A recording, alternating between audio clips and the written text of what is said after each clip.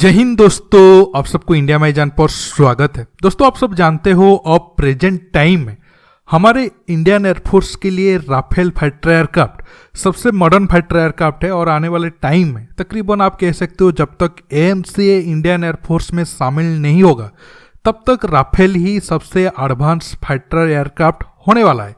लेकिन कल रात को एक तरीके से आप कह सकते हो ऐसा न्यूज आया है जो राफेल फाइटर एयरक्राफ्ट के लिए अच्छा नहीं है। कल दो Rafale fighter aircraft mid air में कोलाइड करने के चक्कर में क्रैश हो गए हैं। हालांकि एक तरीके से आप कह सकते हो दोनों फाइटर एयरक्राफ्ट को बहुत ज़्यादा नुकसान हुआ नहीं है, लेकिन ये पिछले 10-12 साल में दूसरी बार हुआ है जहां हवा में दो राफेल फाइटर एयरक्राफ्ट सामने से टकराए हो।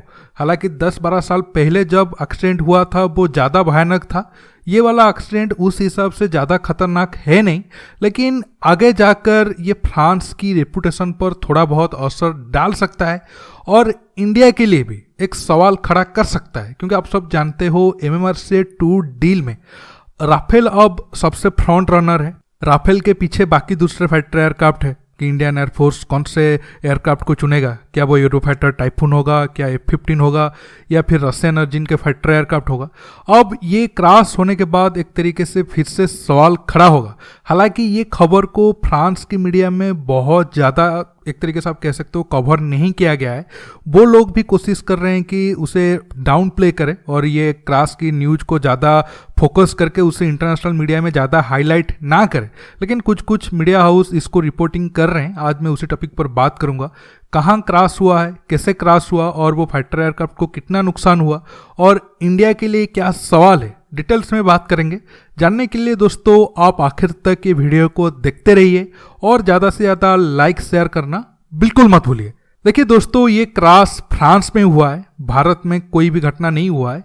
22 तारीख को मतलब कल फ्रांस में एक तरीके से एयर शो हो रहा था। उनके कंट्री में ही एक एयर बेस पर एयर शो हो रहा था। मैं आपको न्यूज के हेडलाइन दिखा दे रहा हूँ, आप पहले उसे देख लीजिए। अब अभी एयर लाइव की हेडलाइन देख सकते हो और ये हुआ है कोंगनाक, नाम कुछ अजीब सा है, आप पढ़ लो।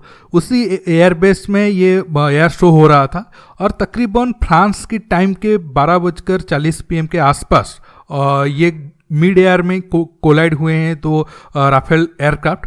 हालांकि दोनों को कोई बहुत ज़्यादा नुकसान नहीं हुआ है और दोनों ही एयरक्राफ्ट सही तरीके से लैंड भी किए हैं, लेकिन आप कुछ डर भी देख सकते हो। एक राफेल का कुछ टेल सेक्शन गिर गया है और आप उसका फोटो वगैरह देख सकते हो।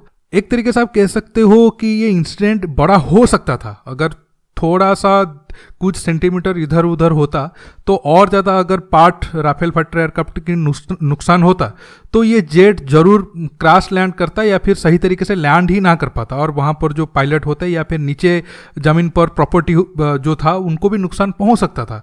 लेकिन लकीली ऐसा कुछ नहीं हुआ है, बस कुछ एक एयरक्राफ्ट को माइनर एक तरीके से आप कह सकते हो नुकसान हुआ है और दोनों ही सही तरीके से आकर बेस में लैंड किए हैं। लेकिन ये सवाल खड़ा करता है, जब आप एयर शो में कोई भी स्टंट आप कर रहे हो, आपको बहुत पहले प्रैक्टिस करना होता है और आप कैसे इतना करीब आ गए कि एक दोनों एयरक्राफ्ट आमने सामने टक्कर हुआ है या फिर साइड में कोलाइड हुआ है। हालांकि जैसे मैंने आपको कहा, फ्रांस की मीडिया में इसको लेकर कोई बहुत ज़्यादा चर्चा नहीं किया गया है और कैसे ये इंसिडेंट हुआ है इसको लेकर भी कोई बहुत ज़्यादा खुलासा नहीं किया गया है।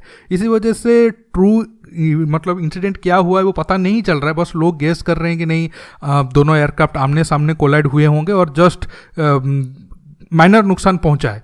अब बड़ा सवाल ये है, क्या हम इस बात को लेकर खुश हो सकते हैं चलो कोलाइड होने के बाद भी राफेल देखो कैसे आसानी से लैंड करने में कामयाब हो गया? क्या ये सवाल हम पूछना चाहिए कि राफेल जैसे एडवांस फाइटर एयरक्राफ्ट ऐसे कैसे कोलाइड हो गया? और ये पहली बार नहीं हुआ है, 2009 में भी एक ऐसा ही इंसिडेंट हुआ था और उस इंसिडेंट में जो राफेल फाइटर एयरक्राफ्ट थे उनको बहुत ज़्यादा नुकसान पहुंचा था। तब वो जो फ्रांस के एयरक्राफ्ट कैरियर थे वहाँ से दोनों राफेल टेकअप किए थे और एक्सीडेंट बीच एयर में ही दोनों का कोलाइड हो गया और समंदर में जाकर प्लेन गिरा। एक का जो प्लेन के पायलट हैं उनको तो जल्द ही ये लोग रेस्क्यू कर दिए थे, लेकिन दूसरे पायलट मिलने में बहुत ज़्यादा मुश्किल हुआ। उस एक्सीडेंट में दो जो राफेल एम की फाइटर एयरक्राफ्ट था उसे तो फ्रांस खोया ही, साथ में ब्राज़ील के साथ एक बड़ा डिफेंस डील होना था, वो नहीं हो पाया।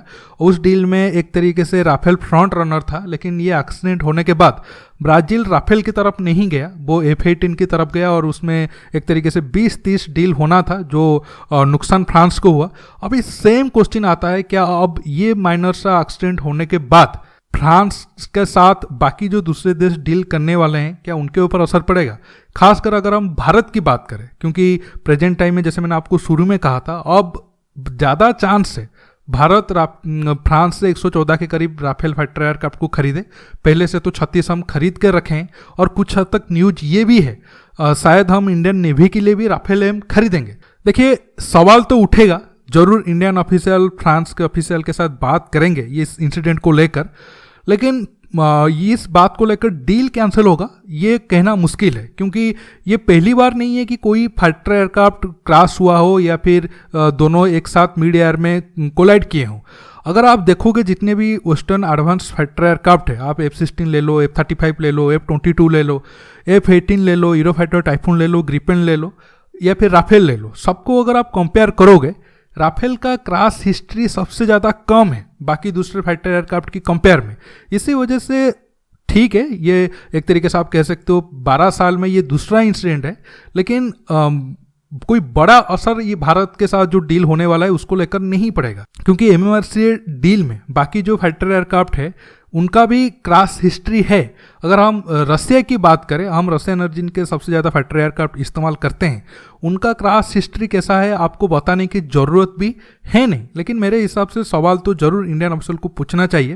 लेकिन मैं आखिर में कहूँगा, ये कल जो भी इंसिडेंट हुआ है उसको लेकर हमारे इंडियन ऑफिशियल फ्रांस के ऑफिशियल के साथ ज़रूर बातचीत करना चाहिए। ऐसा ही एक इंसिडेंट हुआ था रसिया के साथ, जब हम FGFA डील करने वाले थे, और काफ़ी कहने के बाद रसिया ने इंडियन ऑफिशियल को बुलाया था FGFA जो प्रोटोटाइप बना था पहला, उसको दिखाने के लिए कि वो कैसा प्रोटोटाइप है और जंग की मैदान में कैसे वो दुश्मन पर भारी पड़ेगा। उसी टाइम में वो प्रोटोटाइप में आग लग गया, और जब इंडियन ऑफिशियल ने रसिया को इस बारे में पूछा तो रसिया ने कुछ क्लियरली नहीं बता पाया कि वो इंसिडेंट क्यों हुआ, और वो जो इंसिडेंट हुआ इसी वजह से उसे वो ठीक कर दिए हैं, और आगे जो प्रोटोटाइप बनेगा या फिर फाइटर एयरक्राफ्ट बनेगा उसमें वो प्रॉब्लम नहीं आएगा। उस बात को लेकर कुछ भी क्लियर नहीं किया था। इसी वजह से कुछ महीने के बाद या फिर कुछ साल के बाद भारत FGFA डील में निकल गया। हालांकि ये एक मेन रीजन नहीं था, और भी बहुत सारे रीजन थे, लेकिन ये भी एक रीजन था कि जो प्रोटोटाइप में आग लगी थी उसको सही कारण रसिया ने भारत को नहीं बताया था। तो जैसे मैंने अभी आपको कहा, फ्रांस के साथ भी 2009-10 में ऐसा हो चुका है। जब 2009 में राफेल एम की एक्सीडेंट हुआ, उसके बाद ब्राज़ील का डील उसके हाथ से निकल चुका है। अब कल जो एक्सीडेंट हुआ है, अगर सही रीजन फ्रांस भारत को बताता है और ये अगर ह्यूमन एरर हुआ तो डील कैंसिल होने की चांस बहुत ही कम है। अगर फ्रांस इस बात को छिपाता है और सही इन्फॉर्मेशन भारत के साथ शेयर नहीं करता है, तो फिर आगे जाकर ये डील को लेकर प्रॉब्लम हो सकता है। दोस्तों, आप इस मुद्दे पर क्या सोच रहे हो, आपका क्या राय है, नीचे कमेंट बॉक्स में कमेंट करके बताइए। दोस्तों, आज के टॉपिक में बस इतना ही। आपको ये वीडियो कैसा लगा नीचे कमेंट बॉक्स में कमेंट करिए, और ये वीडियो को ज़्यादा से ज़्यादा लाइक शेयर करने के साथ साथ आप मेरे चैनल को सब्सक्राइब करिए, और सब्सक्राइब बटन के पास जो बेल आइकन है उसे प्रेस करिए, ताकि आगे आप मेरे आने वाले वीडियो को मिस ना कर सके। दोस्तों, रुकता हूँ, बहुत जल्द और एक न्यू टॉपिक के साथ मिलूंगा। नमस्कार, जय हिंद।